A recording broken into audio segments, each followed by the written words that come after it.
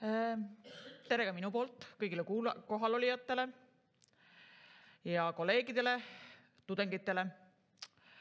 Alguses, kui mul sellest teemast paluti rääkima, siis mõte pidi lähtuma sellest, et räägime linnastumisest kui meie ühest megatrendist.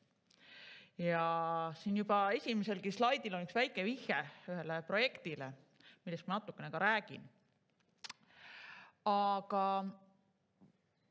seda kokku pannes ma otsustasin pigem kaotada ära selle sõna linnastumine, eriti Eesti ühiskonnas, või võtame selle kogukonnastumine.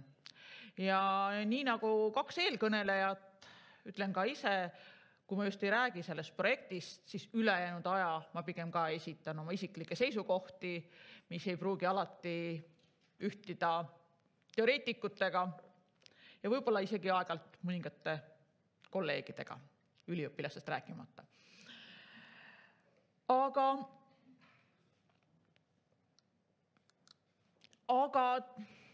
kogukonda on nüüd tavaliselt üritatud meil kogu aeg defineerida ja tegelikult head niisugust definitsiooni ei olegi. Ja ka mina ei ürita midagi sellest nagu defineerida, vaid vaatades just nimelt sellist asjaolu, et kuidas seda tundma õppida. Ehk et mida meil on vaja? Meil on vaja koostööd, meil on vaja inimesi, eesmärk on nende heaolu ja see koht. Jah, jätame esialgu selle sotsiaalmeedia natuke rohkem kõrvale, võtame need reaalsed kohad. Et paratamatult igaüks meist sellises kuskil kogukonnas on. Ja võib-olla minu taustalt tulenevalt, et näen seda kui võrrandit, aga neid muutujaid tegelikult on veel rohkem, mis tähendabki seda, et meil ei olegi seda, ei saagi olla seda ühte õiget vastust, aga need tundmatud on pidevas muutuses.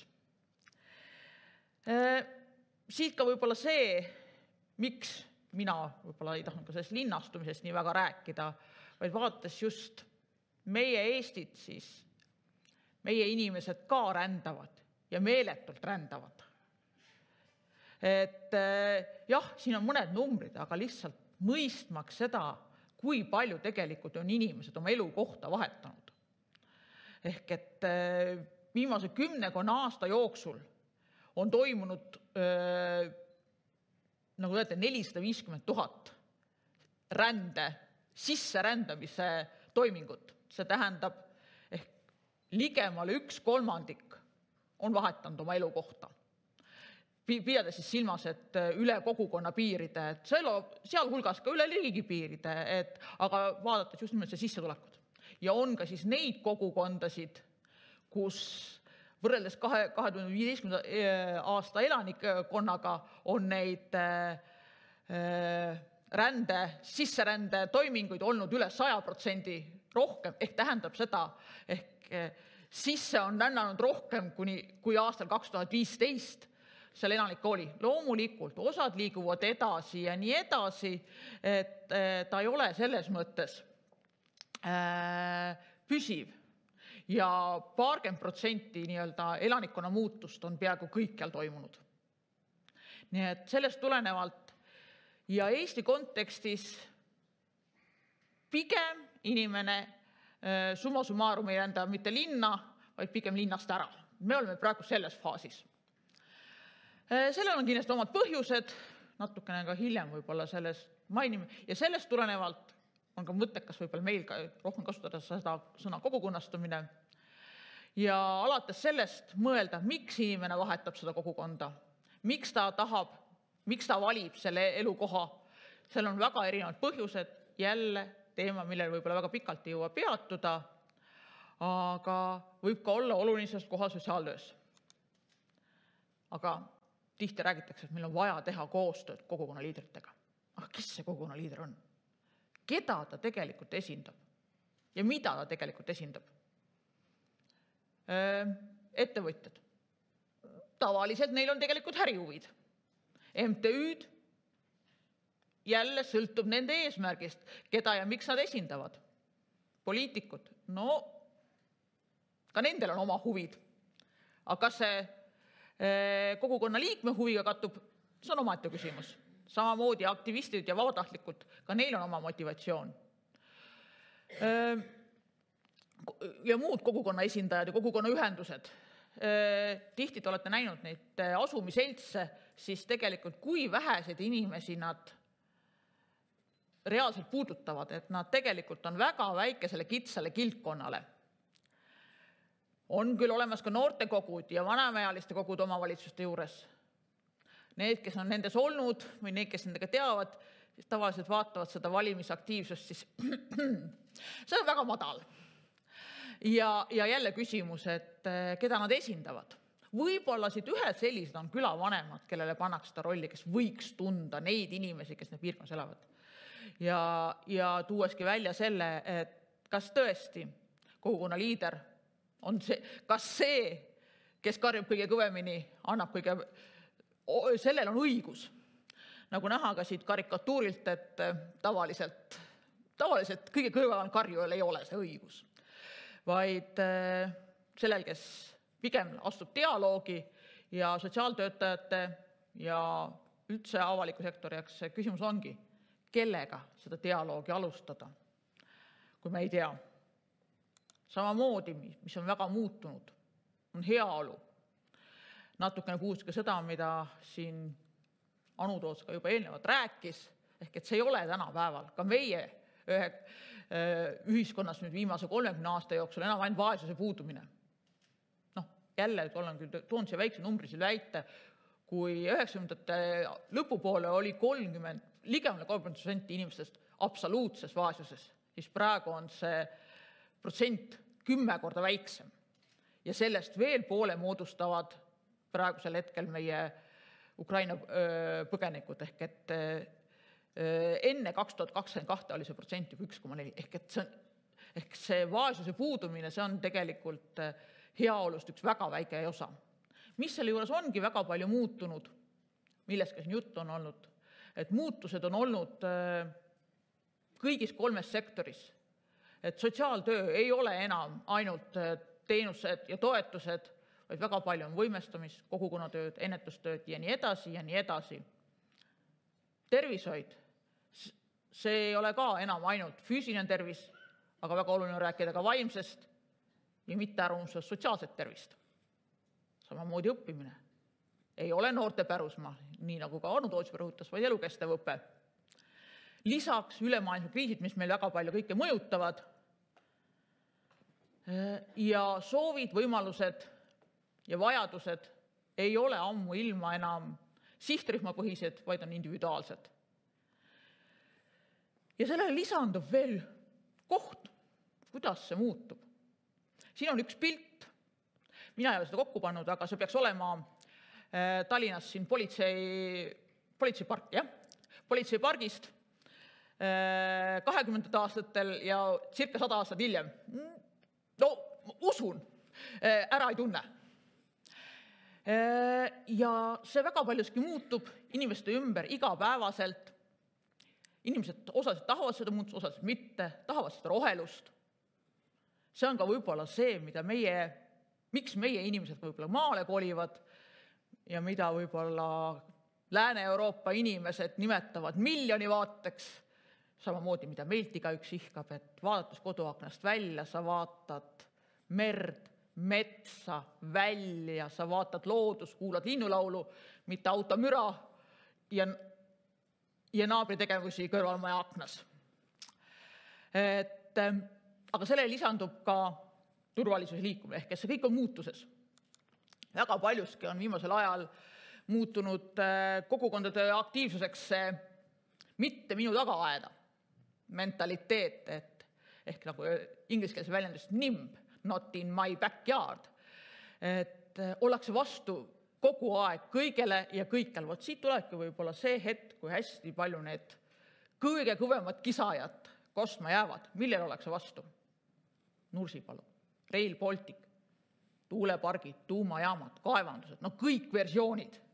Loogiline, nad ei saa rajada õhku, nad peab kuskile olema. Paratamatult ühes kogukonnas. Aga võib-olla sotsiaaltöö osas veel oluline, väga vastu ollakse ka teatud sihtrühmadele ja teatud asutustele. Jah, ma ei ole nii suur enesearmastus, ma selle pildi panin ka sinna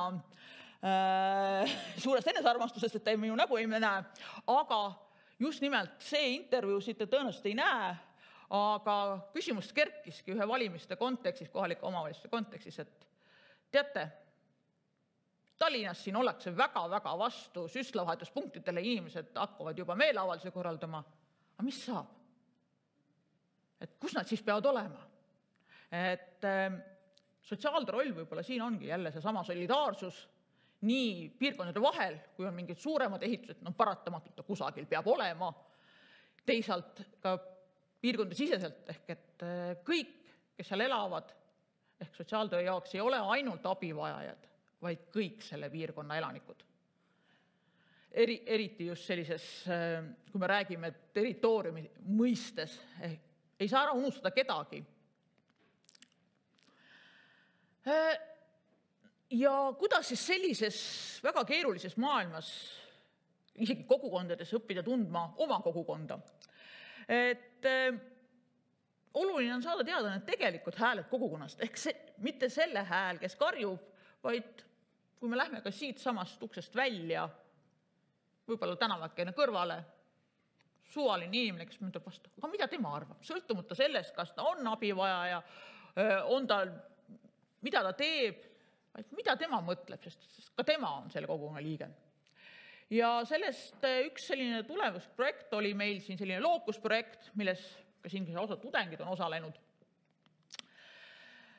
Ja vaatas just nimelt seda linna, kus naaber ei tunne naabrit. Jälle väga lihtsalt võite ka eriti need inimesed, kes elavad linnakeskkonnas, selle peale mõelda, et elate seal suures magalamajas. Kui palju te tegelikult teate, mis inimesed teil seal kõrval elavad? Maal võib olla natukene enam, aga need inimesed vahetuvad ka juba nii tihti. Sellest tulenevalt ka nende 5 riigiga ja linnaga mõtestada seda, et kuidas me saame teada, mida inimesed just nendes linnakogukondades, kus üksteist ei tunta. Meie linn on veel siin vaata, et kõige väiksem, teised on suuremad. Meie valisime oma väiksemaks piirkonnaks Põhja-Tallinna. Ja mitte sellepärast, et ta on keeruline piirkond, vaid et pigem, et ta on mitme näoga piirkond. Ta on kasvav piirkond, ta on ülimuutuv piirkond. Ja ega selleks oli ka nii-öelda ratsionaalsed kaalutlused. Meil ülikoolist oli sinna suhteliselt hea ja mugav minna. Ja teine, mis meil siin kaalumisel oli, et selline väga vastuoluline piirkond oli Lasnamäe, selle jätsime ka ratsionaalsetel kaalutlustel kõrvale, sest et meie tudengid väga ei tahtnud vene keeles rääkida. Aga eks tuli seda selleski töös. Ja 1 aasta, siin on praegu 1 aasta näide, et 21 tudengi, 3 õppejõuga, 165 arvamus kogusime kokku ja tehti üle 20 vaatlusepisoodi, mis kestsid, üks kestis ikkagi ajaliselt vähemalt tunni, nii et need ei olnud niimoodi, et siia vaatasin, seda ei vaatanud, aga sellest väga ei tahagi rääkida. Et kui me siin rääkisime põlvkonna vahel sidusest, kas Põhja-Tallinnas on hea elada vanemaealistel või lastel.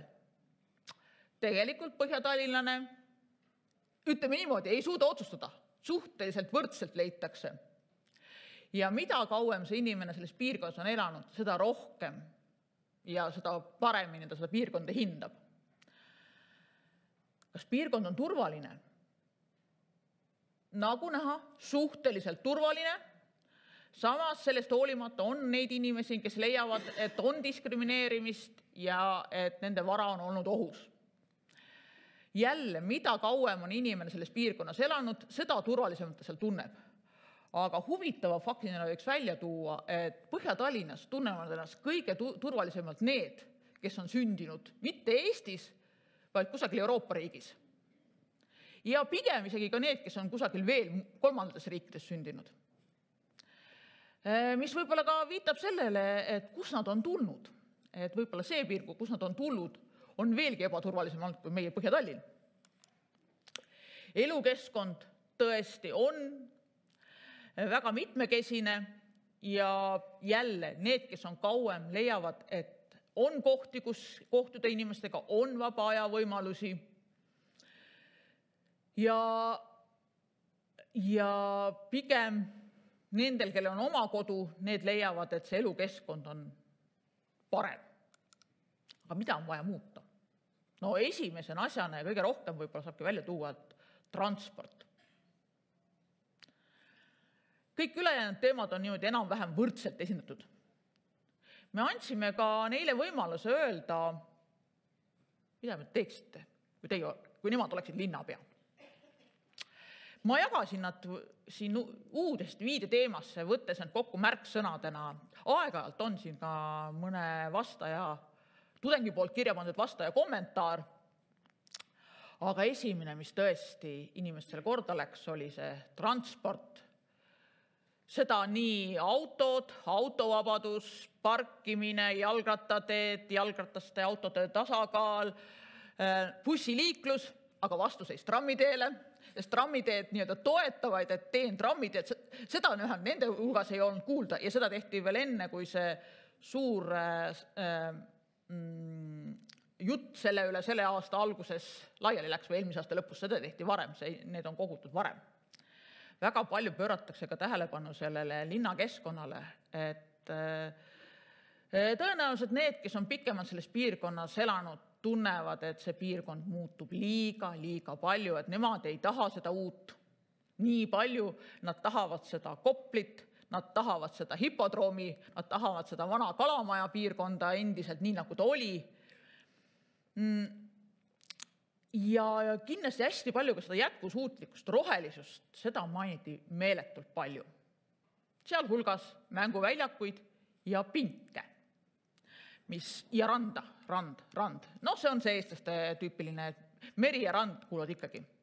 Aga minnes nüüd võib-olla meie valdkonna natuke lähemale, turvalisusega oleks vaja rohkem ja noori. Aga Kopli päästekomandost tundi puudust ja luua ka võib-olla keskus, kus ja kuulata rohkem inimesi.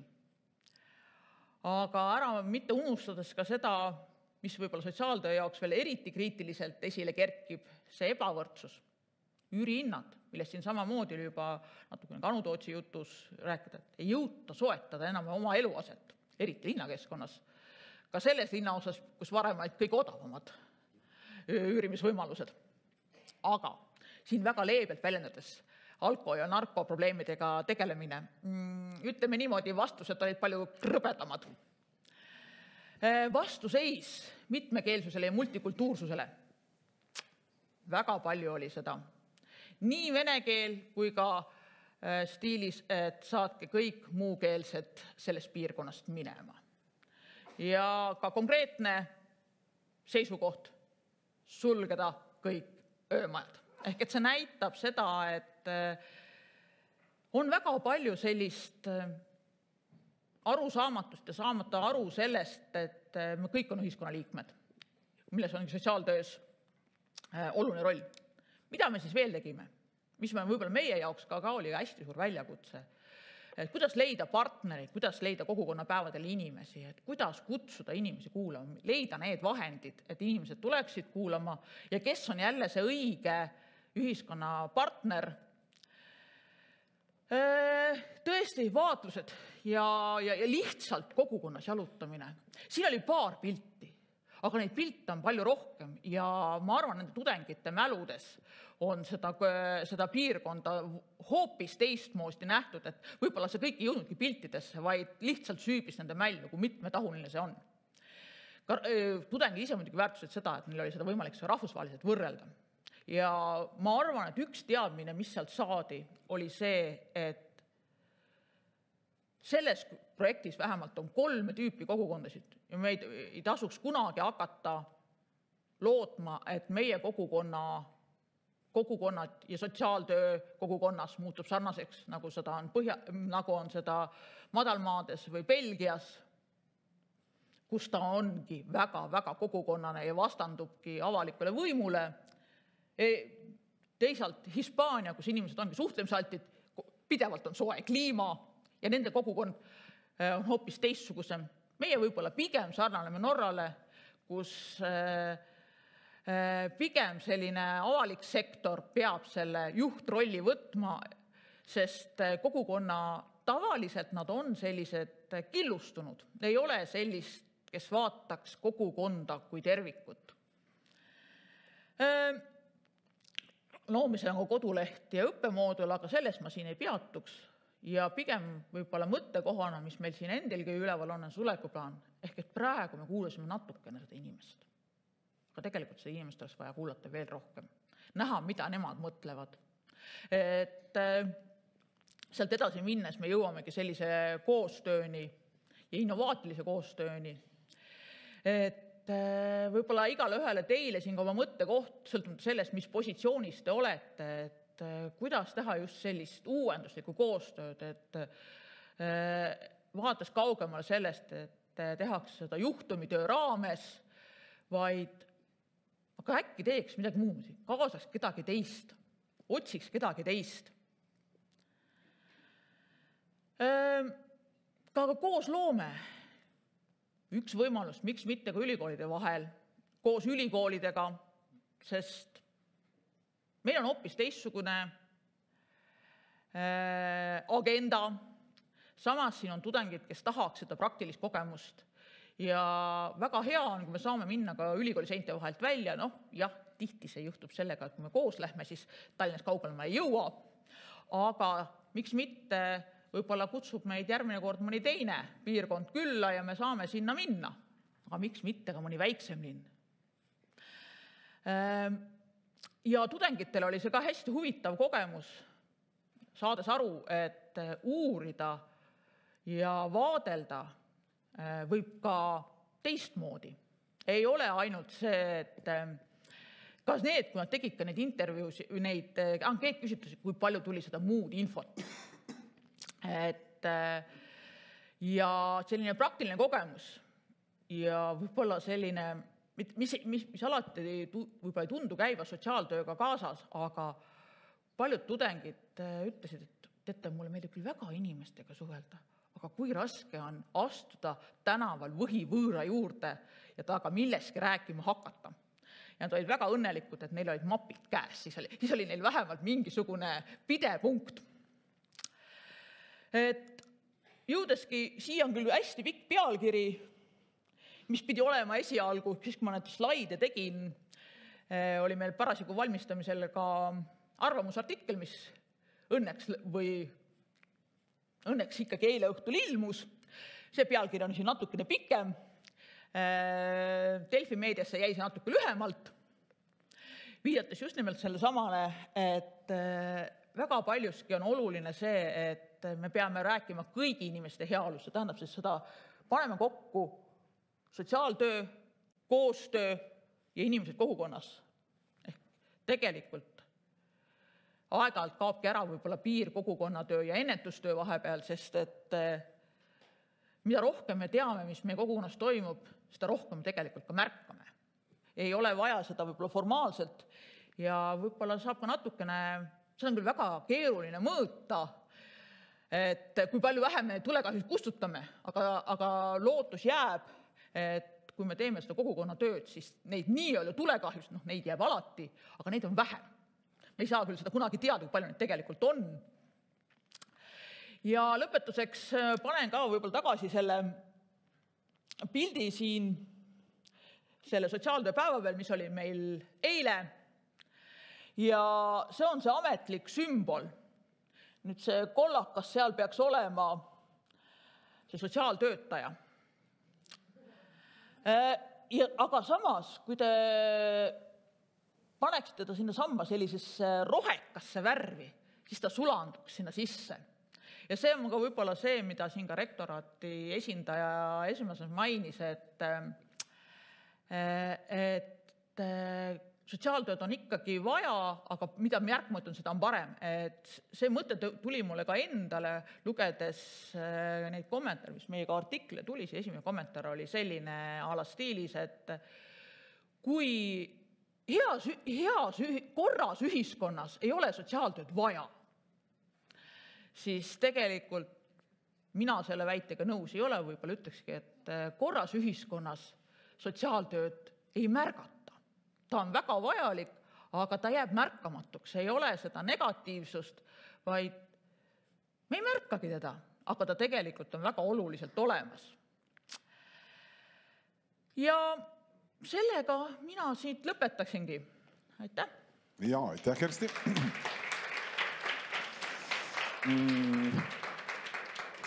Ma korra vaatan siin saali poole ja silmadega mul loevad siin väga täpselt, aga kas Deniss Lartšenko on ka siin saalis äkki? Deniss? Ei ole. Aga Põhja-Tallinnast keegi, kes selle projektiga kokku puutus, ikkagi üks käsi seal on. Ei puutunud.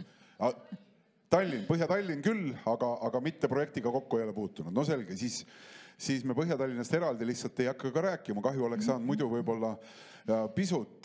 Siin on Kersti mõned küsimused tulnud. Ja osad küsimused on sellised, millele ma oskan ise vastata. Miks just Põhja-Tallinn välja valiti? Kõlas ju, tramm läheb sinna. Sinna saavad tudengid sõita tasuta ja siis ongi kulud kokku hoitud natuke transpordi pealt, eks. Või on mingi sügavam põhjus ka veel? Laias lastus ei, pigem see oligi see, et ka meie jaoks just nimelt ta on hästi muutuv ja hästi mitmenäoline. Et võib-olla need teised Tallinna piirkonnad ei ole nii kiires muutuses olnud, et see nägu nendel ei ole nii palju muutunud. Ja veel muutub ka. Ja veel muutub, ta on niivõrd pidevas muutuses, et kui neid tõesti ka siin vanu pilte vaata, siis no need on ikka totaalselt erinevad. Et ta kõige rohkem muutunud piirkond, kas see oli üks põhjus? Kersti, üks küsimus käsitleb siin üldse seda kogukondlikkust ja kes on ja kus on kogukond täna. Et mis selle siis määrab ja korra siin on nagu viidatud siis, et lähtudes slaididelt toodust, kus linnastumine ongi võrduma pandud kogukonnastumisega.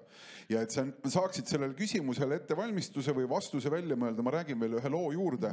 Paar nädalat tagasi kohtusin õhtul hilja Vändras ühe kogukondliku ürituse järel mehega, kes oli osalenud aktiivselt seal saalis Vändra teadupoolest Põhja-Pärnumaa ja ütles mulle sõnad, et tead, ma olen ise Paidest, aga ma olen nüüd käinud, et ma olen käinud siin Häädemeeste üritusel käisin ja Põltsamaa üritusel olen käinud ja siin täna Vändras ja ma olin hommikul ka seal siis Pärnu Jaagupis kohal.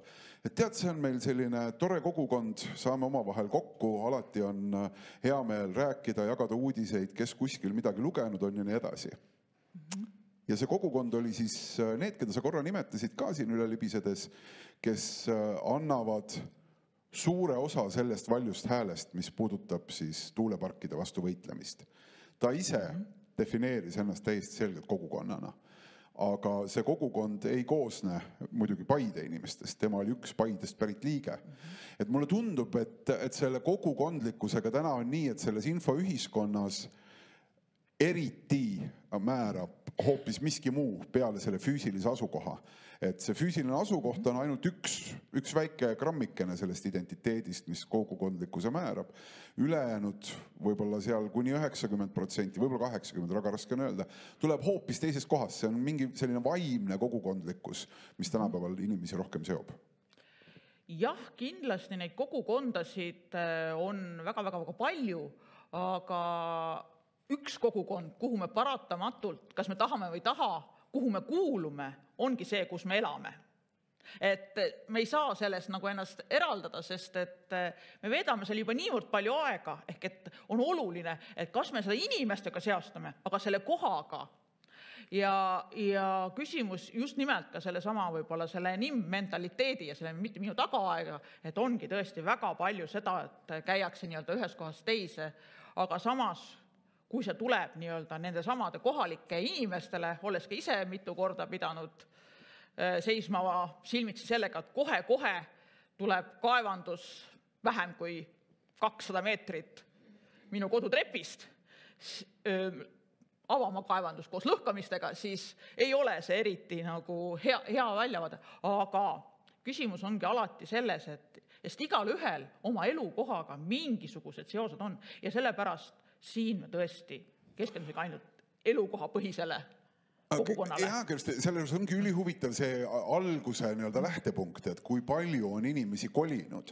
Et kas see kogukonna tunnetus selle elukoha põhisuse kaudu on ka ajas muutunud. Et jälle siin saan viidata sellele kohtumisele Maremätasega Vormsi saarel, et seal ma tean ka sarnane projekt on läbi viidud Tartu Ülikooli teadlastega koostöös ja sealt üks tulemustest oli see, et väga paljud kogukonna liikmed ei tahtnud, et neid üldse nimetatakse mingi kogukonna liikmeteks, sest et sa ära tule mulle nii-öelda pähe panema seda mütsi, mida ma ise ei kanna. Et see on minu kogukond on hoopis teine mingi asi, et see, et ma siin elan mingi osa ajast, ei ole üldse see kogukonna märk veel. Jah, kindlasti osad tahavad ennast eraldada, aga väga paljud on lihtsalt need, kes ei taha niimoodi aktiivselt suhelda, aga tegelikult neil on need omad mured ja rõõmud, mis on seotud selle kohaga siiski olemas. Ja pigemgi viidata sellele, kui palju on see rännet, viidataski sellele, et see ei ole enam ainult linnade probleem, vaid ka tegelikult maapiirkondades naaber ei tunne enam naabrit. Et enam ei teata, et ei ole see, et 90% väikese valla territooriumist on koos koolis käinud, koos vanaemad kasvasid koos ja nii edasi ja mitu põlvkonda, kui on seal oma Pearu ja Andrese lood, aga praegusel hetkel selliseid kogukondasid jääb vähemaks ja vähemaks, kus on eriti, kuna meil lähevad inimesed väärtustades seda maale minekut, et nad ei lähe ju tihti oma vanemate koju, vaid lähevad kusagil mujale. Ehk nad lähevadki, need kogukondlikud teemad muutuvad väga sageli nagu rohkem probleemipõhiseks, et see on ka üks teadmine, mille tõttu tuleb ilmselt kõiki neid teemasid rohkem uurida. Ja lõpu küsimus, kus selle põneva uuringu ja tulemuste kohta rohkem lugeda saaks? Osaliselt sellest tulevasel koduleheküljel, mida veel hetkel ei ole üleval, aga nende tulemustega mõningad, jälle me peamegi mõtlema, kuidas me neid laiemalt tutvustame, et kindlasti toimub ka, me ei ole veel päris kokku leppinud, üks selline, vähemalt Põhja-Tallinnas selle uuringu tutvustusest, sest teistele ta nii palju võib-olla huvi ei paku ja me loodame sellest ka ja selles kogemuses koostöös tudengitega kirjutada, sest et ega see ei olnud nagu nii-öelda meie õppimise kohta ainult, vaid väga palju just nimelt õppisid sellest need tudengid, kellest osad täna on siin. Ehk töö käib. Töö käib, ja see ei ole siis, kui veel läbi. kokkulepe ilmub, siis ta ilmub. Suur aitäh, Kersti, ettekande ja nende vastuste eest. Suur tänu!